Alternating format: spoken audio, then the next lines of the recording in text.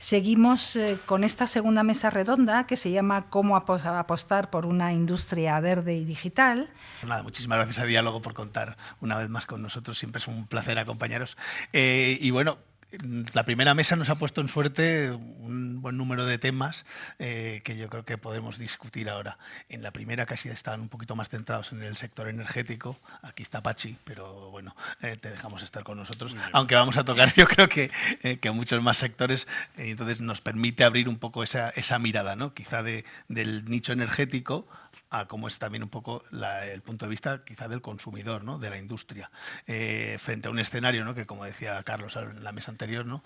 Pues geopolítico que se complica, ¿no? En una situación que como vemos, pues cada día es más difícil, ¿no? Con la irrupción de aranceles, nuevas normativas, cambios que tenemos pendientes, evoluciones fiscales, o sea que tenemos muchísimos temas sobre la mesa, con lo cual también es muy bueno para los abogados, o sea que estamos en un sitio estupendo para mantener esta conversación. Y nada, si os parece, un poco por comenzar, Inés, yo lo que te plantearía es un poco que nos cuentes, la verdad que la planta de L'Oréal en Burgos yo creo que es un referente, ¿no? Lo comentábamos un poco antes en el pasillo, ¿no? que hay ríos de tinta, ¿no? Sobre lo que habéis hecho. Yo creo que quizás lo primero es que nos cuentes, ¿no? De por qué digo esto, ¿no? Por qué han corrido esos ríos de tinta estos años atrás, ¿no? Con todo lo que habéis hecho y cómo habéis transformado, ¿no? Vuestra industria allí. Sí, muy bien. Bueno, muchas gracias por la invitación, lo primero. Y yo vengo del terreno, vengo de la fábrica ahí directamente, así que os puedo contar un poco cómo L'Oréal y Burgos ha hecho esta transformación sostenible en la industria de todo esto que decimos que tenemos que ir haciendo. Lleva más de 50 años la fábrica en Burgos y somos una de las más competitivas a nivel mundial, no hablo solo a nivel europeo. ¿Y por qué lo somos hoy en día? Porque esta transformación sostenible que el grupo nos empuja dentro de su programa de sostenibilidad global, que es L'Oréal for the Future, que tiene unos indicadores y objetivos súper ambiciosos, transformarnos nosotros y nuestro ecosistema, porque se ha hablado mucho y es verdad que hay que trabajar con nuestros proveedores y nuestros consumidores en todo el desafío de sostenibilidad. Pero estos desafíos del grupo, L'Oréal en Burgos los integró hace muchos años. Entonces, creo que estamos en la punta de lanza de la sostenibilidad porque cuando ahora se está hablando de emisiones de CO2 y de hacer la transformación al cero net, nosotros somos 100% de energías renovables desde el 2015, gracias a un proyecto impulsado de trigeneración con biomasa, impulsado por L'Oréal con la Junta de Castilla y León en aquel momento. El siguiente desafío que afrontamos fue el agua, que va a ser uno de los retos posibles que vamos a tener en España y en Francia, entre otras regiones del mundo próximamente, con todo el estrés hídrico que vamos a tener. Y inventamos en Burgos lo que llamamos Waterloop, que es un sistema de recirculación de todo el agua de los procesos. Somos una fábrica cosmética que tenemos mucho consumo de agua. Y gracias a esta tecnología inventada y proyecto técnico importante, pues ahorramos 68.000 metros cúbicos. ¿Vale? Y tenemos zona de biodiversidad y tenemos siempre buenos retos.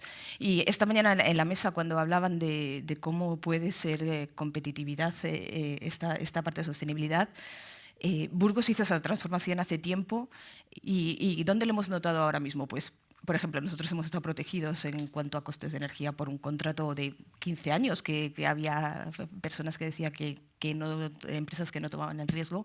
Hicimos un contrato hace 15 años para esa trigeneración que nos ha protegido para ser más competitivos, con lo cual nuestros costes energéticos en la fábrica versus otras fábricas del mundo y de Europa no lo hemos visto.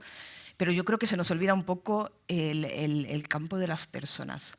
Y la industria en España, no solo en España, va a tener un reto por delante, que es cómo atraer talento a la industria. O sea, las nuevas generaciones cómo van a querer trabajar en las fábricas, en la industria, que sea atractivo.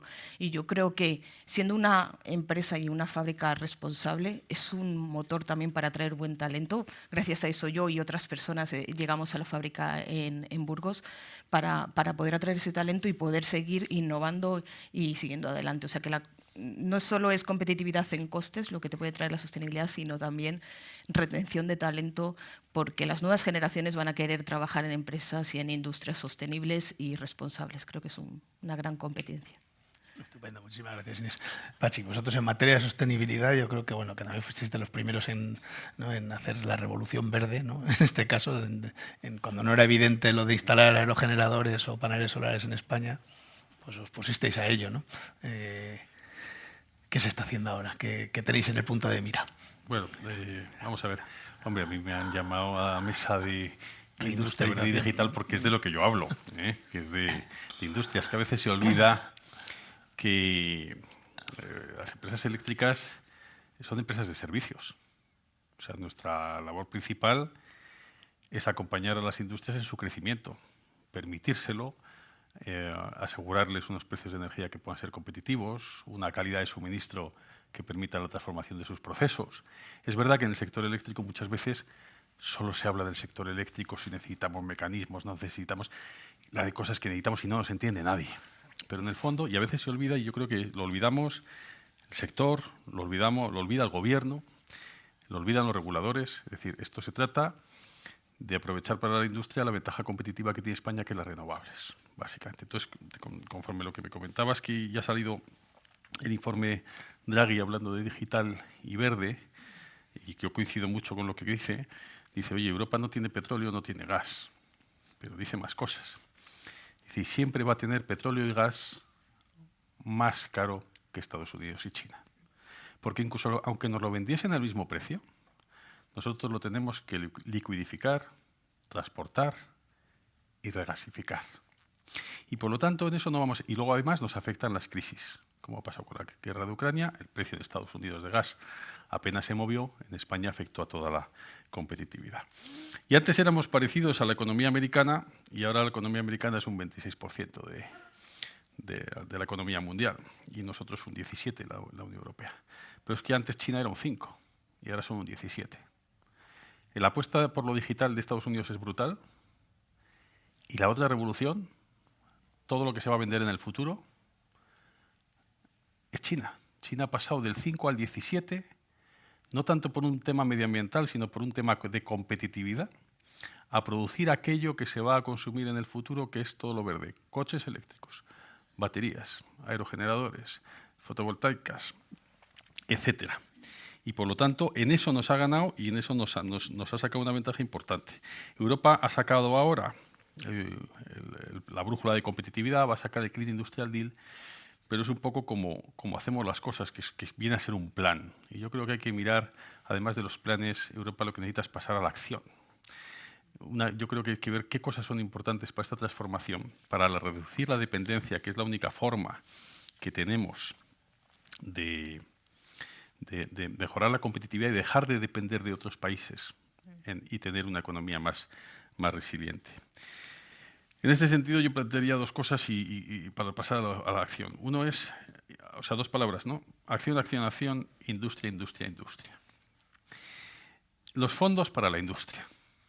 La transformación del sector eléctrico ya ha recibido muchos fondos. Nos hemos gastado en desarrollar renovables y ya son competitivas. Y por lo tanto ahora hay que destinar los fondos. Dos, segmentación. ¿Qué necesitamos para reducir dependencia?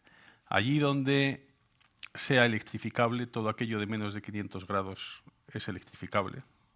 Estamos hablando de la mitad del calor industrial europeo, la mitad de los procesos industriales europeos de calor, avanzar a la electrificación. ¿Cuánto nos cuesta eso?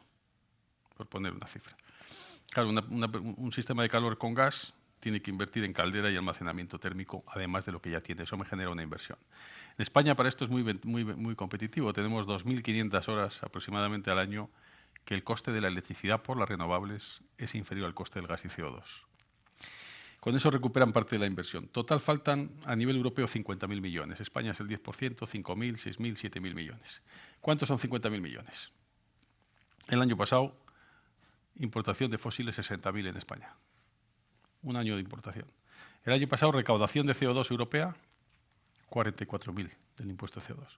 Es decir, si destino el 20% del mercado de CO2 que se ha impuesto Europa para hacer la transformación, en transformar la industria, en 6 años tengo gran parte del calor totalmente descarbonizado. Y mucho más importante que eso, toda esa industria independizada de lo que pase en las crisis internacionales y con las tensiones geopolíticas que tenemos ahora de dependencia de gas. Pero es verdad que seguimos discutiendo de muchas cosas. Y termino con un ejemplo.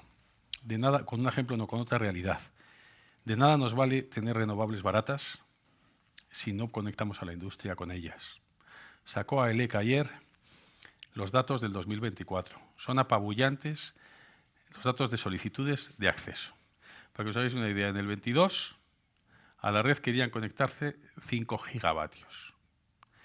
En el 21, en el 22, 15. En el 23, 30. En el 24 ha habido solicitudes por 67. ¿Eso qué quiere decir? No puedo discutir que las renovables me traen industria, que me traen interés por inversión en España.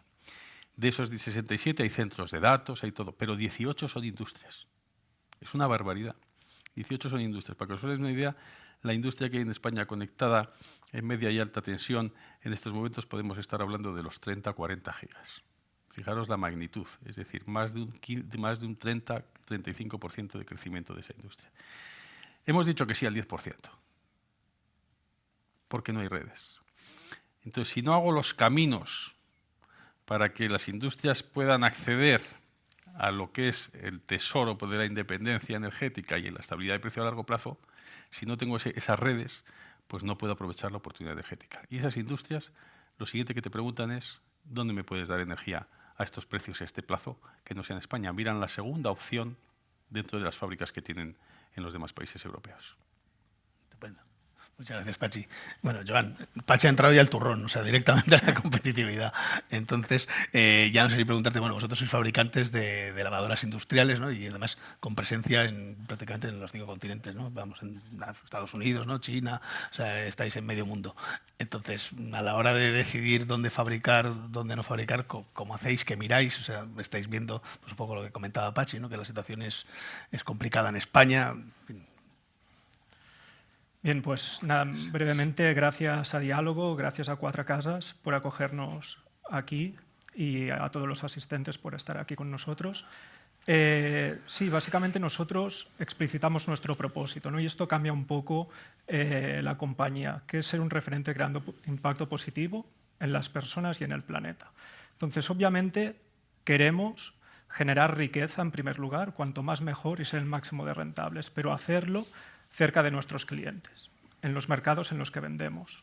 Europa es nuestro mercado principal, lo sigue siendo, y por eso fabricamos en España, donde empezamos, y fabricamos en Francia.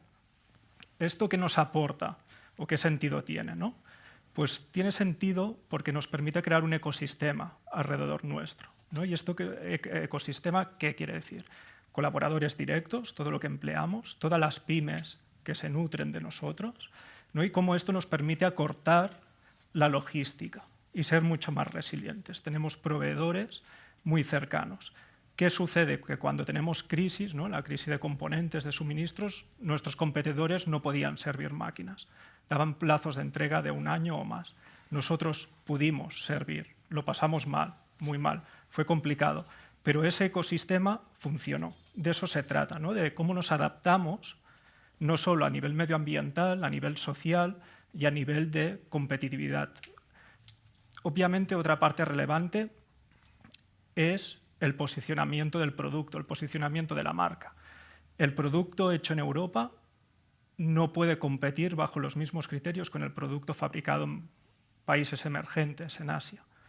Hay que hacer un posicionamiento muy claro. Nosotros tenemos un posicionamiento de producto premium en el producto fabricado en Europa. Y esto lo cambia todo, porque esto es un producto que tiene que llevar sí o sí tecnología, tiene que llevar digitalización, automatización y también sostenibilidad. Para nosotros la sostenibilidad es un factor diferencial. Nos diferenciamos de nuestros competidores, entre otras cosas, por la sostenibilidad. ¿Y en qué ámbito lo aplicamos? Pues lo aplicamos básicamente en 2 dualidades, ¿no? De puertas hacia adentro, haciéndonos más competitivos, si quieres luego entramos un poco en qué quiere decir eso, y de puertas hacia afuera, ¿no? ¿Cómo hacemos que el negocio de nuestros clientes sea al máximo de rentable? Si nuestro producto es de los más caros del mercado, ¿no? Se podrían ir a competidores más baratos, empresas europeas que fabrican globalmente en el mercado asiático, por ejemplo, ¿por qué nos escogen a nosotros? Pues nos escogen por ese plus, por toda la capa de servicios que habilitamos encima, porque tenemos un producto duradero y que se integra dentro de la economía circular, ¿no? De romper esa linealidad del producto. Muchísimas gracias. Y bueno, yo en esta última intervención, Javier, yo creo que ahora nos vamos ya sobre lo terrenal, ¿no? Que en vuestro caso, ¿no? Los valores de una industria verde, claro, son radicales, ¿no? Porque al final se queda ahí, ¿no? Todo lo que hacéis. A ver, en nuestro caso, el tema de la sostenibilidad tiene muchas partes, porque cuando lo hablas tienes dos visiones, la de mirando hacia arriba y mirando hacia abajo. Cuando miras hacia arriba, efectivamente, está ahora mismo muy en boga por todo el desarrollo que está teniendo el espacio, por todo el nuevo interés que ha adquirido el espacio, que nos hemos dado cuenta que es un elemento ahora imprescindible para todos los países, imprescindible para la independencia de los mismos, la autonomía estratégica.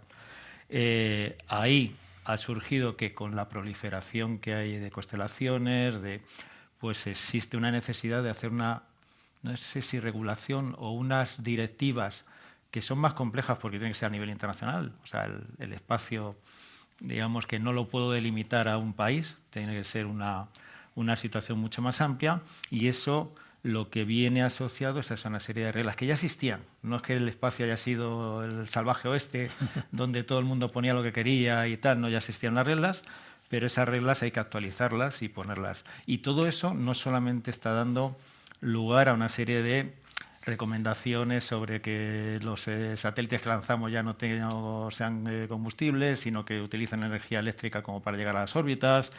Está lanzando y está desarrollando nuevos servicios. Servicios como los que se están planificando de recogida de basura en el espacio. Ahora mismo es bastante poco concebible que eso exista, pero también tenemos los que se están hablando del refueling en el espacio. La gestión de todos estos elementos y artefactos que están en el espacio, de cómo se gestionan, cómo se controlan, cómo hay una gestión integral. Eso mirando, como digo, hacia lo que es el propio espacio y su gestión. Pero si vemos el tema de los satélites en su impacto hacia la parte de sostenibilidad hacia la Tierra, lo que estamos viendo es el uso que se le está dando y cada vez más. No quiero decir que las comunicaciones dejen de tener importancia, pero hay un desarrollo cada vez más grande en otros servicios. Los de observación de la Tierra, que en su momento pues, eran simplemente a lo mejor de tener un mapa y controlar fronteras o cosas de estas, se han convertido cada vez en más importantes para la gestión de emergencias, para incendios forestales, para cualquier crisis. Ahora se utiliza, en la DANA que hubo en Valencia, lamentablemente, se utilizaron muchas imágenes del satélite para poder valorar la situación en cada momento. Con lo cual hay un desarrollo muy grande en ese sentido, en emergencias, pero es que luego estamos viendo temas de agricultura. O sea, mejorar los sistemas de agricultura con imágenes que no son solamente fotos, son imágenes térmicas. Hay un montón de técnicas que están ahí que permiten una mejora increíble. Y luego muchas más cosas de industrias que se van a desarrollar. Sabemos que el tema de la conquista, la reconquista de la Luna, que parece que esto es algo muy bucólico, la realidad viene detrás que lo que se quiere es hacer una explotación de esos recursos, y ahí también lo que se está trabajando es en hacerlo de una manera que sea también sostenible, no volvamos a cometer errores.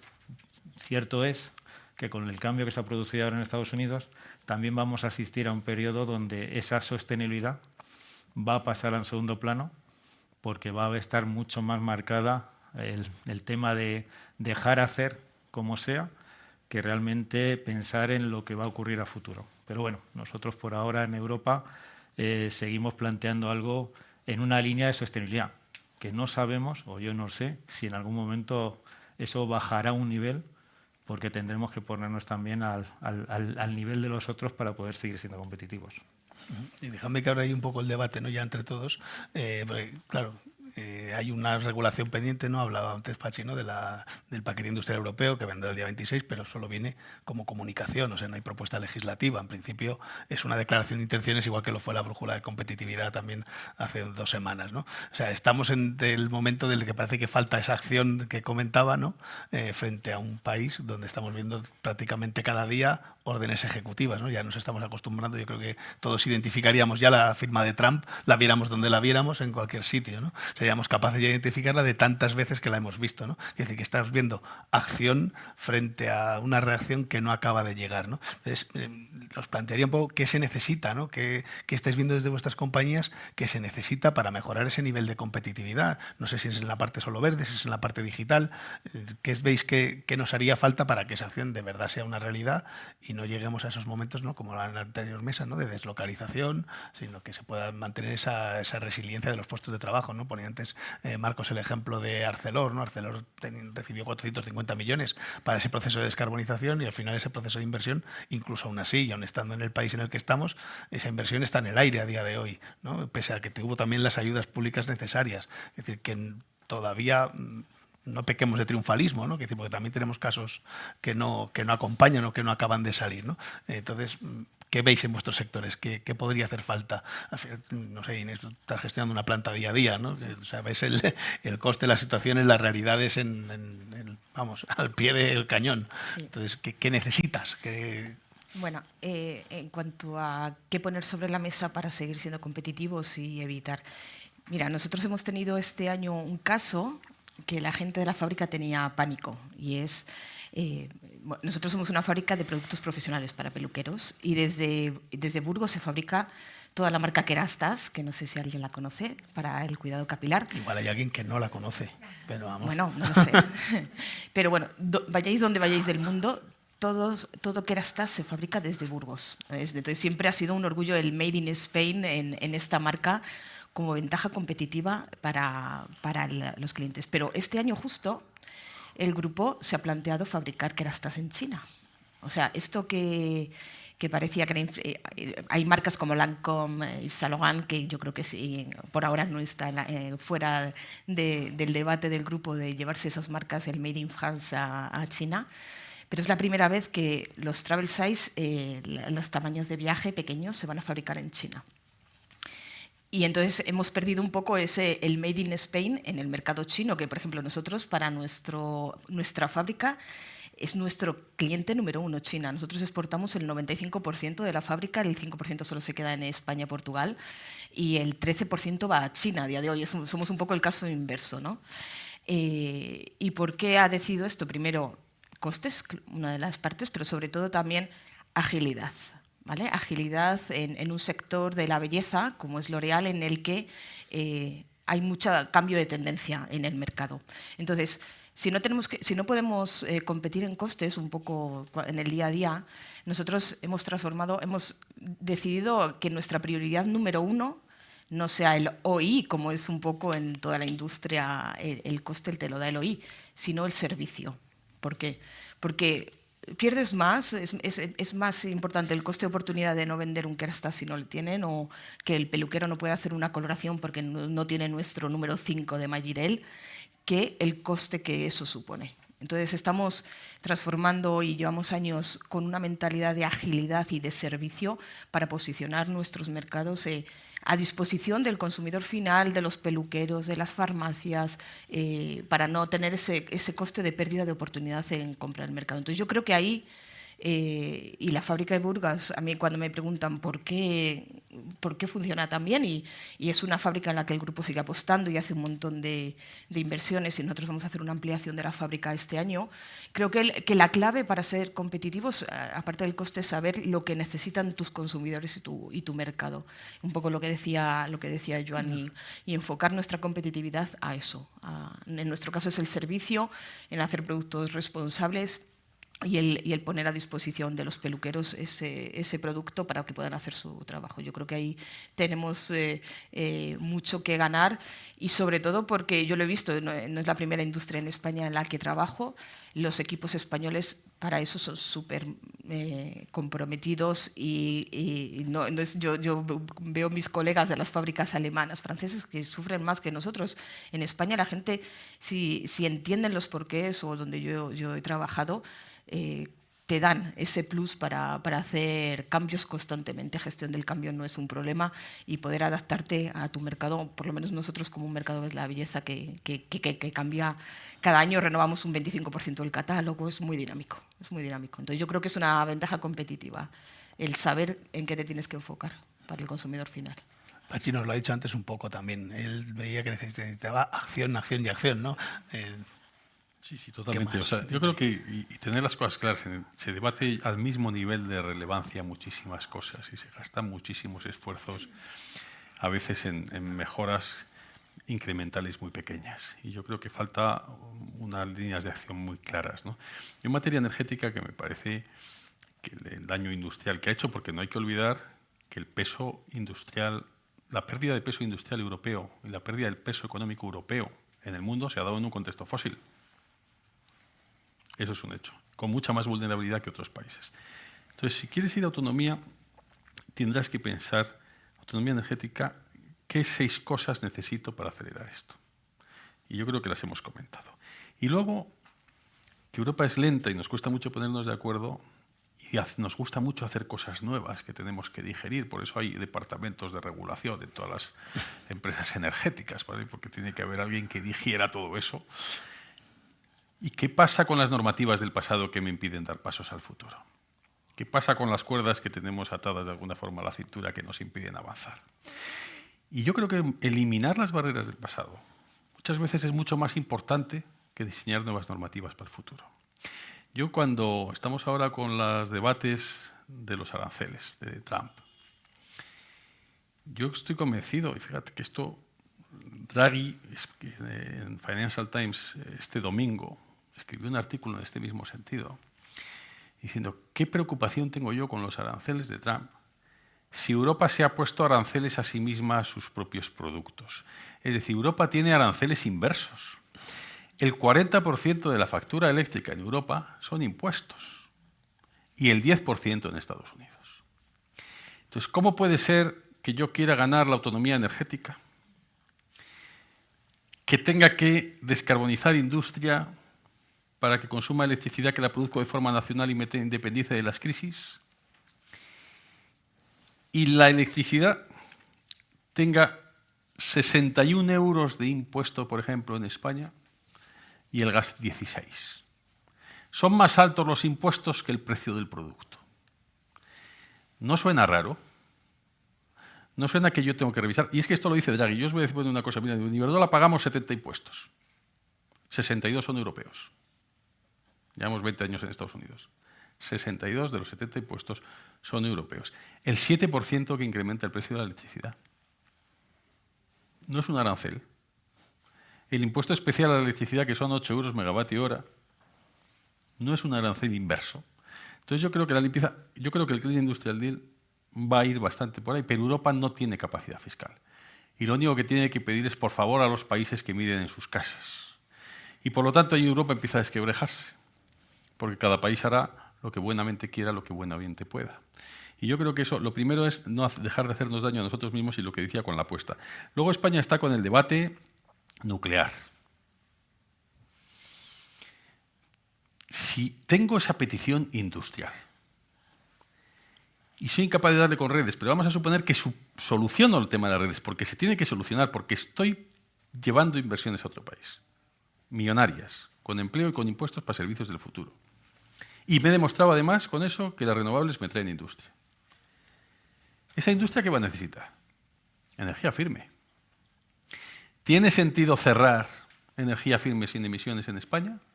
¿Para qué? ¿Para sustituirla por gas? Pero ¿no era la autonomía estratégica mi estrategia?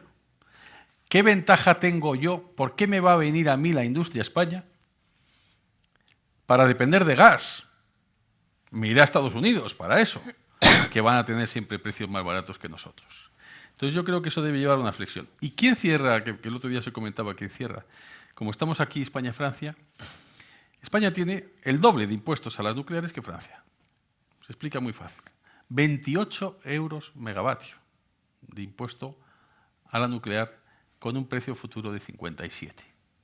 Es que es la mitad del ingreso de la nuclear. Entonces, yo creo que esa coherencia. Y por último, y termino, hemos dicho redes, seguir con la autonomía, el tema fiscal es clave, es clave. Y la última es las ayudas, cómo montamos las ayudas. Y yo aquí sí vemos una diferencia muy importante con Estados Unidos y Europa. Estados Unidos se preocupa del qué y nosotros nos preocupamos del cómo. Estados Unidos te dice, hazme 1 kilo de hidrógeno y te doy 3 euros. Hazme una renovable y tienes este descuento fiscal. Hazme un no sé qué. Y a nadie le importa cómo la haces, qué tecnología, cuánto te cuesta. Eso es riesgo del inversor. Aquí tenemos que llevar a las administraciones proyectos que no sabemos si entienden, para unas ayudas en función de un porcentaje de tu inversión. Oiga, da una ayuda fija y se hará la inversión donde más eficiente sea, con la tecnología que más eficiente sea y con muchísima más velocidad. Saturamos, pero ya no digo en grandes proyectos de hidrógeno, digo la ayuda al coche, la ayuda a comprarse un coche eléctrico, a una aerotermia. Le tienes que decir cuánto ha costado la aerotermia y la administración de la comunidad autónoma tragarse 80.000 expedientes con funcionarios retrasando todo. Oiga, mire, de una ayuda fija a la aerotermia, si cuesta la desviación de las aerotermias de los coches o de los procesos, cuestan los mismos. Y no preocuparnos tanto porque parece que está la administración desarrollando el riesgo tecnológico cuando eso es del inversor. Da una ayuda y que el inversor se la juegue. Y yo creo que son las tres cosas: flexibilidad en las ayudas, flexibilidad en las decisiones y, sobre todo, mirar hacia atrás y decir qué cuerdas me impiden andar hacia donde yo quiero y tengo que cortar. Estupendo, muchas gracias, Pachi. Joan, ¿vosotros qué necesitáis?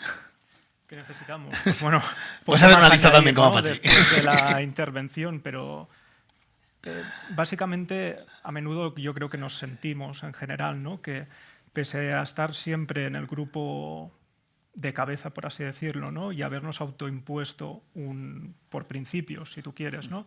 Unas hojas de ruta en muchos niveles, esto no se refleja luego en las exigencias, ¿no? Con lo cual, y luego a menudo se nos distorsiona el propósito de las cosas, ¿no? A priori, tú miras, por ejemplo, CSRD, ¿no? Muy de moda, veremos qué pasa el día 26, seguramente no pasará nada, pero bueno, a ver qué noticias hay. Ya lo han troceado en 3 partes, además. Entonces, básicamente, cuando tú miras el propósito, yo creo que nadie se opondría, ¿no?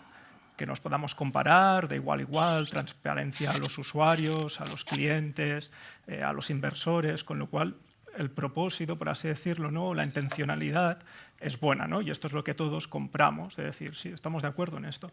Pero cuando lo bajamos a la práctica, ¿no? Al cómo, a la ejecución, allí salimos siempre mal. Salimos siempre mal. Y terminamos en burocracia, en carga administrativa, que nos quita foco de lo que realmente deberíamos estar haciendo, ¿no?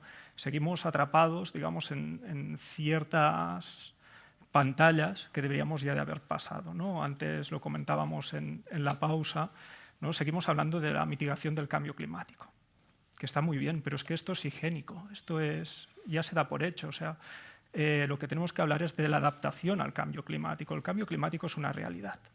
No vamos a echar para atrás. Hablemos de cómo nos adaptamos nosotros para sobrevivir, ¿no? En el fondo, la sostenibilidad debería de ser la capacidad de prevalecer en el tiempo, maximizando la rentabilidad. Para esto estamos las empresas, para aportar a la sociedad en todos los ámbitos, no para otras cosas, ¿no? A menudo se hace complejo de ver en las cargas administrativas si realmente esa es también la intención, ¿no? Y el fin último de todo lo que vamos recibiendo, encima de lo que ya teníamos, que no era poco tampoco, ¿no? Pero ya se nos olvida. Ya damos por sentado que lo que teníamos era lo adecuado. Y quizá también habría que revisitarlo, ¿no? Y pasa un poco a veces también con las ayudas, la financiación y demás, ¿no? A veces todo lo que hay que hacer para lo que obtienes, dices, pues no vale la pena, da lo mismo, ya nos lo vamos a hacer nosotros solos. Claro. Esto nos pasa a empresas relativamente grandes, ¿no? O que caemos en la categoría de grandes, pero si miramos para abajo, la magnitud de la tragedia es todavía mayor. Estupendo, muchísimas gracias, Joan. Javier, ¿vosotros qué necesitáis? ¿Qué necesitamos? Aprovecha A para ver, hacer la lista. yo, antes de decir lo que necesitamos, yo quería echar un poco hacia atrás de dónde venimos nosotros. Nosotros fuimos una idea que se crea pues, hace ya 30 años con un concepto muy claro, que ahora se ha puesto de moda, que ahora tal, y que también tenía una componente de competitividad. Es necesidad de tener un satélite para, en aquel momento, transmitir vídeo y en España, Latinoamérica, porque era la necesidad de dar imagen a España y tener la propia. Eso llevaba asociado algo que no existía en España en aquel momento, que era crear un tejido industrial dentro de ese sector espacio y crear esa industria. Eso luego, después de eso, vino la parte de defensa, donde también se dijo, oye, y también en defensa vamos a crear nuestra propia capacidad espacial con industria. El último satélite que se ha lanzado en defensa en España hace unas semanas, el 60% de ese satélite se ha hecho con industria española. Y el otro 40% europea. Con lo cual, ahí, es decir, no estamos tan mal. Ahora voy a decir las partes en las que estamos muy mal. Es decir, en aquel momento, las empresas europeas, digamos que empezábamos a dominar el espacio. Teníamos dos de las cuatro grandes, dos eran europeas de operadores. Teníamos industria aquí, Thales, Airbus, que eran los que construían los satélites. Ariane era el que los lanzaba, con lo cual nos sentíamos los reyes del mambo. Y como reyes del mambo, pensábamos que el mundo iba a evolucionar a nuestro ritmo. Y de hecho, cuando vimos en otros lados que se lanzaban iniciativas de gente que venía de un entorno que no era el espacio, pues en nuestra... decir, aquí somos los señores, nos reímos. Nos reímos porque ¿cómo van a ir estos que no saben nada al mundo este, que es muy especial, que es estupendo, a darnos lecciones? Bueno, pues, señores, lo que ha ocurrido es que esa evolución que nosotros pensamos que la estaban manejando, nos han llegado y nos han pegado un sopapo terrible y nos han puesto fuera de juego. Fuera de juego, ¿por qué? Porque ellos tienen un concepto muy claro, tienen la idea de largo, han puesto mucho dinero aquí, o sea, hay inversión pública en empresas privadas para que hagan desarrollo. Han apostado por la nueva industria, o sea, han puesto dinero sabiendo que había que poner programas para desarrollar industria ahí. Europa no. Europa, primero, somos Europa, pero somos al final diferentes naciones. Cada uno tiene sus intereses, cada uno hace sus programas, duplicamos, hacemos la misma cosa, y no solamente ocurre en la industria del espacio, ocurre en otras, hacemos el mismo elemento 7 veces en lugar de intentar concentrar eso en un solo sitio. Eso es una de las cosas que tenemos que corregir. O sea, realmente creernos que somos Europa y empezar a pensar en eso. No significa que nos olvidemos del tema nacional. Estar presente en los programas europeos, como nosotros, por ejemplo, ahora estamos presentes en un programa que se ha lanzado, que es IRIS, permite traer retornos a la industria española, pero tiene que ser algo que se cree ya desde un concepto mucho más grande, los grandes programas. Yo coincido con el tema de menos plan, más acción, quitemos regulaciones y burocracias que ya no nos están ayudando, sino que nos están reteniendo, y hagamos las cosas con unos objetivos también de largo. Y sabemos que vamos a tener que reconvertir es una palabra muy fuerte, transformar la industria, porque ahora mismo tenemos una industria que se ha quedado anticuada, que no vale. Las industrias que están ahora mismo funcionando son muy ágiles. Hoy piensan, mañana lo tienen. Nosotros hoy pensamos, mañana repensamos, pasado volvemos a pensar, luego nos vamos de fin de semana, ya volveremos, y después, dentro de 2 o 3 años, tenemos algo que se ha quedado obsoleto porque ya en la siguiente versión está ahí. Eso hay que cambiarlo. Y para eso necesitamos también esos grandes programas que no solamente valgan para traer tecnología, sino para permitir a la industria que haga esa transformación y generar nueva industria, generar nuevas empresas que vendan con otro concepto y que vendan con otras ideas. Eso es lo que necesitamos para... Mi idea, ¿eh? Muy bien, y además me viene muy bien porque tenemos 3 minutillos, así que una intervención muy rápida, porque nos faltaba, bueno, hemos hablado de la revolución verde, ¿no? Pero nos faltaba quizá la revolución digital, ¿no? Ese último aspecto, ¿no? Que al final, bueno, si vemos los programas europeos, pues ya veis que es casi la mitad del dinero que se destina. Así que nada, como tenemos muy poquito tiempo, casi una referencia, perdón, telegráfica. Venga, os pido. Bueno, pues creo que nosotros, incluso siendo L'Oréal y estando a la punta, vamos tarde, como industria en toda la transformación con tecnología, porque la digitalización, la automatización pasó hace años, pero creo que en temas de inteligencia artificial, y es difícil hoy en España encontrar un ecosistema donde puedas incorporar cosas prácticas que tú en día a día te ayuden con inteligencia artificial a optimizar. Y yo creo que tendríamos que tener una reflexión global para saber cómo seguir avanzando, porque incluso para nosotros, que siempre hemos ido por delante, nos está costando integrar en nuestros procesos la inteligencia artificial, que creo que va a ser una ventaja competitiva que tenemos que subirnos al carro cuanto antes.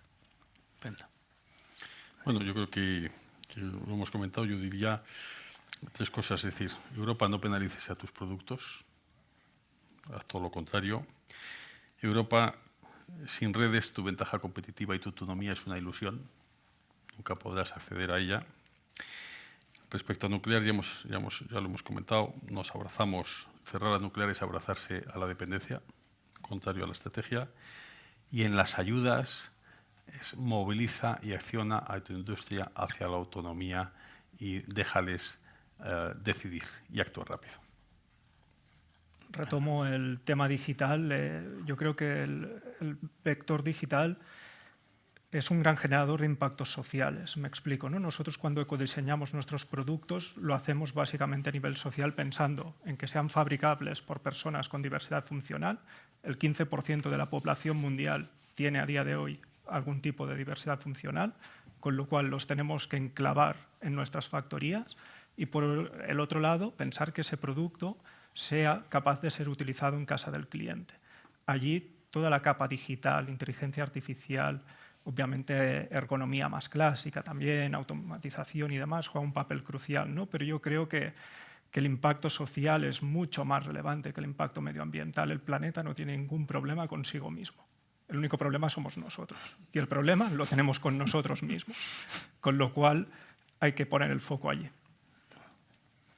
De mi lado, a ver, el tema fundamental es, en esa parte digital realmente lo que tenemos es que Europa genere programas que estén dedicados a empresas europeas, que dejemos un poco de lado el tema de si queremos desarrollar esa autonomía estratégica y tal, de la tecnología se desarrolla aquí, se desarrolla con esos grandes programas, y eso nos va a permitir toda otra serie de cosas de llegar al tema de digitalización, pero eso, basado en tecnología española. No tenemos, española, europea en general, española en particular, no tenemos que tener ningún temor a eso. Ahora mismo tenemos un temor muy grande y seguimos sacando dinero que se va fuera y que no está generando aquí al final el retorno que tenía que generar.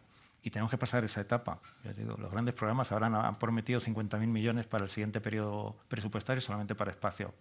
Bueno, vamos a ver si es verdad que esos 50.000 millones revierten en las empresas europeas y permiten ese desarrollo y esa independencia. Vamos a verlo. Bueno, pues esperemos que así sea, ¿no? Y que al final, pues oye, todo lo que hemos puesto sobre la mesa, pues acabe, ¿no?, rindiendo y que esa reindustrialización del país, pues sea una realidad. Muchísimas gracias a los 4. Muchas gracias a 4 Casas para su bienvenida ahora en su lugar. Agradezco a Diálogo para darme la oportunidad de participar en este evento. Y es verdad que la expresión de política industrial cayó en desuso en Francia. Entre los años 80 y los años 2000 no hablábamos de política industrial en Francia. Pero no obstante, Francia, como otros países comparables, ha mantenido y sigue manteniendo una auténtica política industrial. En comparación con otros grandes países europeos, Francia experimentó un ritmo más marcado de desindustrialización entre los años 2000 y 2010. Sin embargo, los indicadores tradicionales muestran que el movimiento de desindustrialización se detuvo a mediados de la década 2010 y que comenzó una dinámica de reindustrialización. La parte del valor añadido industrial en el PIB se estabiliza en torno al 14% en Francia y la del empleo industrial en torno del 10% del empleo total. En 2021 había 274.000 empresas industriales que empleaban 3.2 millones de trabajadores en Francia en el sector industrial. Francia es el tercer país industrial de la Unión Europea, detrás de Alemania y Italia, que es por delante de nosotros. Francia es el tercer, y en 2023 se posicionará entre los principales exportadores mundiales en 4 sectores clave históricos en Francia: bebidas, perfumes y cosméticos, cuero y equipaje, aeronáutico y espacio, como le mencionaba, con Hispasat. Las grandes crisis del COVID y luego la guerra en Ucrania perturbaron esta dinámica de reindustrialización por sus efectos sobre los precios de las materias primas estratégicas, en particular la energía, y sobre la desorganización de las cadenas mundiales de valor.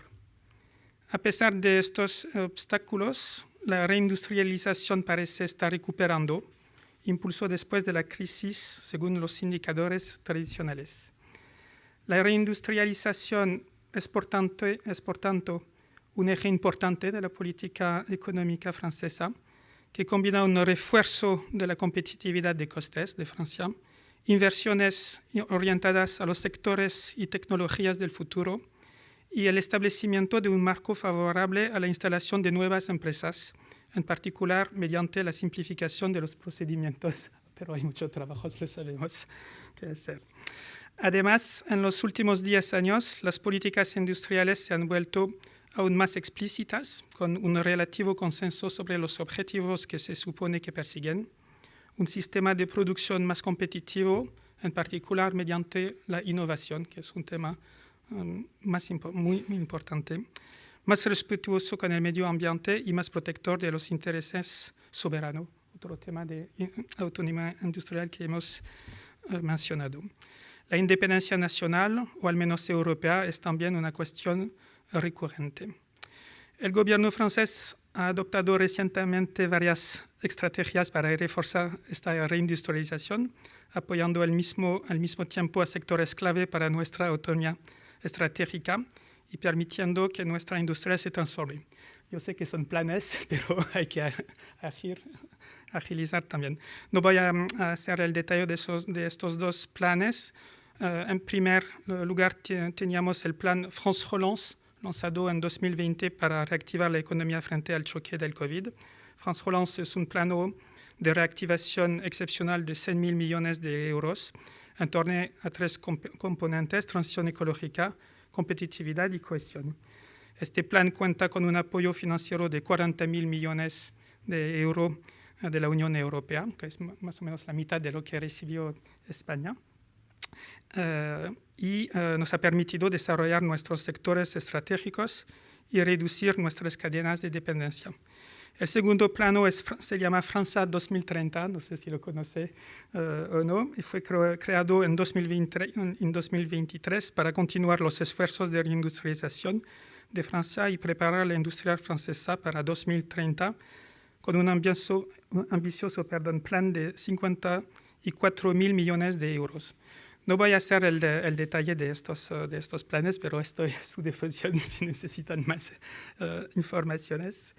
Y para concluir, quería decir que creo que le hemos mencionado que tenemos ahora el reto de pasar a una otra escala, para promover políticas de reindustrialización más integradas al nivel de la relación franco-española, creo que se puede hacer, y más generalmente al nivel europeo. Creo que es el reto que tenemos, no soy el único a mencionarlo, y entonces le agradezco mucho para este evento esta mañana. Muchas gracias.